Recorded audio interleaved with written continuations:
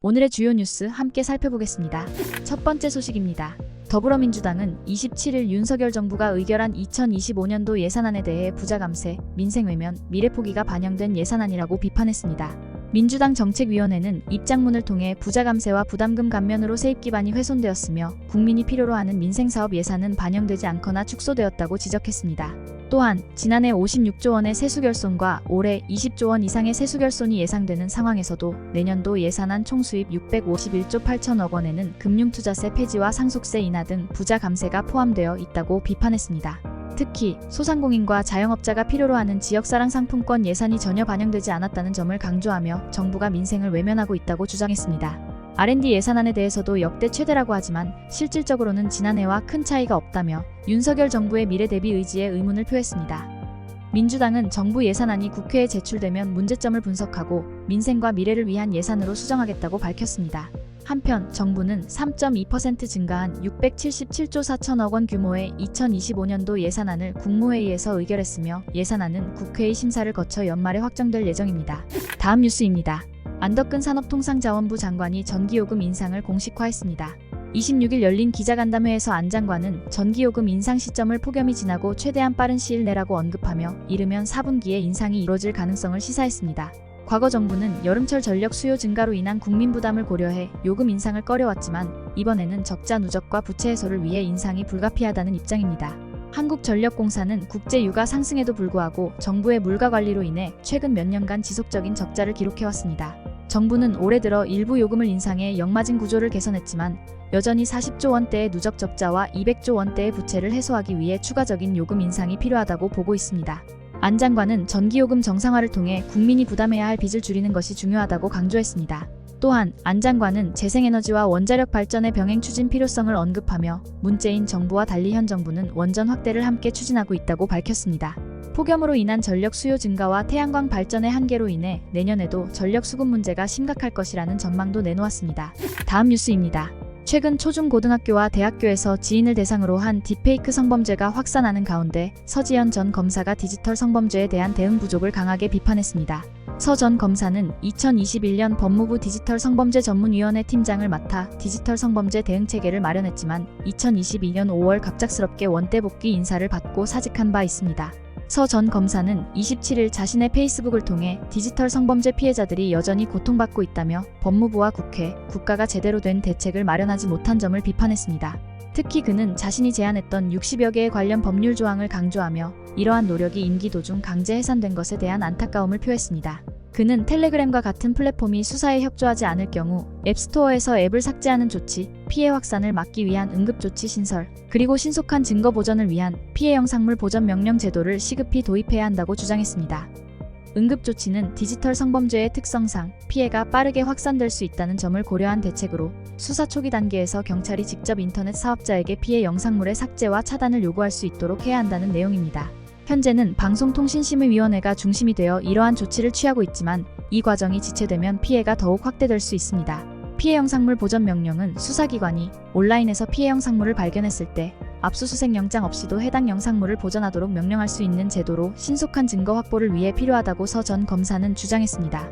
서 전 검사의 이러한 발언은 디지털 성범죄에 대한 대응이 부족한 현실을 다시 한번 상기시키며 법적 제도적 개선이 시급하다는 점을 강조하고 있습니다.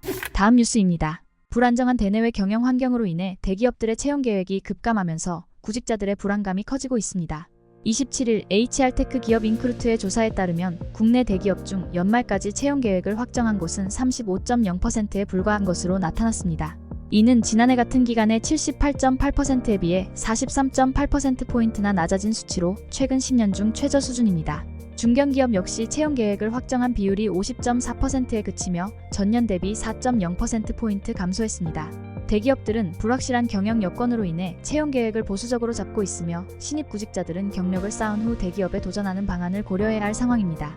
반도체 업종의 삼성전자와 SK하이닉스 등 일부 대기업은 채용을 늘리고 있지만 전체적인 채용 시장은 여전히 냉각된 상태입니다. 특히 하반기에 세 자릿수 인원을 채용하겠다는 대기업은 없었으며 대부분이 한 자릿수 또는 두 자릿수 채용에 그쳤습니다. 중견기업의 경우도 상황은 비슷합니다. 하반기 신규 채용의 절반이 기존 인력 이탈 충원을 위한 것이며 신규 사업보다는 기존 사업 유지를 목적으로 하는 채용이 대부분입니다. 다음 뉴스입니다. 식량 안보를 단순한 경제 문제가 아닌 국가 안보의 핵심 과제로 다뤄야 한다는 주장이 제기되었습니다. 한국경제인협회는 27일 발표한 신산업 제안 시리즈 자료에서 한국이 세계 14위의 경제대국임에도 불구하고 주요 곡물인 옥수수, 밀, 대두 등의 90% 이상을 수입에 의존하고 있다고 지적했습니다. 또한 이코노미스트 인텔리전스 유닛이 발표한 세계 식량 안보 지수에서 한국은 일본과 중국보다 순위가 뒤처진 것으로 나타났습니다. 2012년부터 2022년까지 한국은 37에서 44위 사이를 기록한 반면 일본은 10위권 이내를 유지했고 중국은 같은 기간 49위에서 25위로 상승했습니다. 한국은 식량 구매 능력 51위, 공급 능력 11위, 품질 및 안정성 50위 등에서 일본과 중국보다 낮은 순위를 기록했습니다. 한경협은 이러한 상황을 개선하기 위해 관련 입법 강화와 함께 해외 곡물 유통망 구축 및 비축 대응책 마련이 필요하다고 강조했습니다. 이상호 한경협 경제산업본부장은 식량 안보는 국민 생존과 직결되며 국가 안보와도 밀접하게 연결된 사안이라고 말하며 선도 기업을 지원하고 해외 곡물 공급망 확보에 주력해야 한다고 주장했습니다. 다음 뉴스입니다. 국내 웹소설과 웹툰을 불법적으로 유통해온 사이트 아지툰의 운영자 A씨가 저작권법 위반 혐의로 27일 구속 기소되었습니다. A씨는 문화체육관광부와 대전지방검찰청의 협력 수사로 지난 2일 체포되었으며 아지툰의 모든 도메인은 압수되고 사이트는 폐쇄되었습니다. 체포 당시 A씨는 국내 웹소설 250만 건, 웹툰 75만 건 이상의 불법 콘텐츠를 유통한 혐의를 받고 있습니다. A씨는 과거에도 웹툰 불법 사이트를 운영해 집행유예를 받은 바 있으며 이번에는 집행유예 기간 중인 2021년 4월부터 다시 아지툰을 운영하기 시작했습니다. 그는 저작권을 확보하지 않은 웹툰과 웹소설을 제공하며 도박과 성매매 등 불법 광고를 통해 수익을 올렸습니다. 문체부와 대전지검은 불법 광고 수익이 6개월 동안 약 1억 2천만 원에 달할 것으로 추산하고 있으며 저작권 침해로 인한 피해액 역시 상당할 것으로 보고 있습니다. A씨는 범죄를 은폐하기 위해 라트비아 등 국외의 서버를 구축하고 가상회선 VPN과 국외 원격 접속 서비스를 이용하는 등 치밀한 수법을 사용했습니다. 결제는 중국의 조력자를 통해 중국인 명의로 이루어졌으며 차명 휴대전화와 인터넷 가입, 제3의 장소의 서버 작업장을 임차해 주기적으로 이동하며 범행을 지속했습니다. 문체부는 올해 초부터 저작권 위반 중점 관리 사이트 14개를 선정해 모니터링해왔으며 이번 검건은 불법 사이트들에 대한 경고 메시지로 해석됩니다. 문체부는 합법 플랫폼으로 이용자들을 유도하는 캠페인을 벌이고 있으며 이번 운영자 체포가 이용자들의 인식 개선에 도움이 될 것으로 기대하고 있습니다. 현행법상 불법 사이트를 이용한 사용자들은 처벌받지 않습니다. 다음 뉴스입니다. 호주 정부가 유학생 수 상한제를 도입하기로 했습니다. 27일 AAP 통신에 따르면 호주 정부는 2024년부터 새로 등록하는 유학생 수를 27만 명으로 제한할 예정이며 이와 관련된 법안을 조만간 국회에 제출할 계획입니다. 분야별로는 공립대학에 14만 5천 명, 직업교육 및 훈련 부문에 9만 5천 명, 사립대학과 비대학 고등교육기관에 3만 명의 유학생이 허용될 예정입니다. 제이슨 클레어 교육부 장관은 이번 조치가 코로나19 대유행 이전보다 15% 더 많은 유학생을 수용할 수 있는 수준이라면서도 일부 사람들이 이를 악용해 이익을 취하려 한다는 점을 지적했습니다. 유학생 수 상한제 도입 배경에는 코로나19 이후 급격히 증가한 유학생들로 인한 주택 부족과 불법 근로자 문제가 있습니다. 현재 호주에 거주하는 유학생 수는 약 70만 명으로 이는 역대 최대 규모입니다. 특히 시드니에는 학생의 절반이 유학생이며 호주의 주요 8개 대학 모임인 그룹 오브 에이트 소속 대학들은 유학생 비율이 35%를 넘습니다.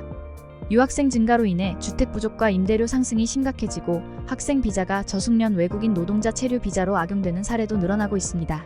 이에 호주 정부는 학생 비자 신청비를 125% 인상하고 영어 기준을 강화하는 등 규제를 강화해 왔습니다. 그러나 대학과 사립교육기관은 유학생 상한제가 국제교육 산업에 큰 타격을 줄 수 있다고 우려합니다.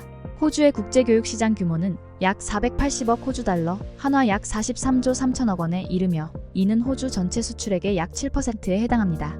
마지막으로 날씨입니다. 29일 목요일인 내일은 전국적으로 가끔 구름이 많겠으나 강원 영동과 경상권, 제주도는 대체로 흐린 날씨가 예상됩니다.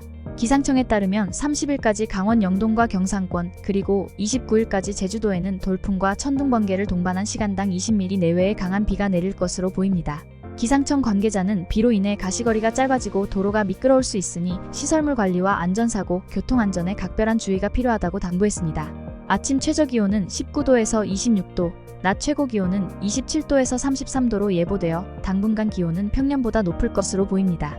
특히 전국 대부분 지역에 폭염특보가 발효된 가운데 최고 체감온도가 33도에서 35도까지 오르며 매우 무더운 날씨가 이어지겠습니다. 비가 내리는 지역에서는 일시적으로 기온이 내려가겠지만 강수가 그친 후에는 높은 습도와 함께 다시 기온이 오르면서 무더운 날씨가 지속될 것으로 예상됩니다. 날씨였습니다. 오늘의 주요 뉴스는 여기까지입니다. 구독과 좋아요, 알람 설정은 뉴스 제작에 큰 힘이 됩니다. 시청해주셔서 감사합니다.